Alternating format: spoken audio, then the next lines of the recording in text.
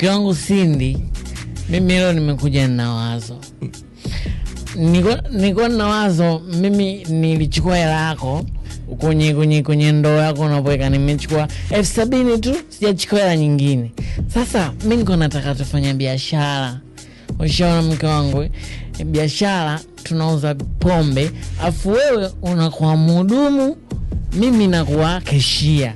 Tunaona mteja akija atataka bia hizi and then tunapata mijela wewe mke wangu, alafu tunaenda zetu bichi, tunaenjoy, tunajilamba tunapata manyumba, magari kupitia hapo. Unajua pombe inalipa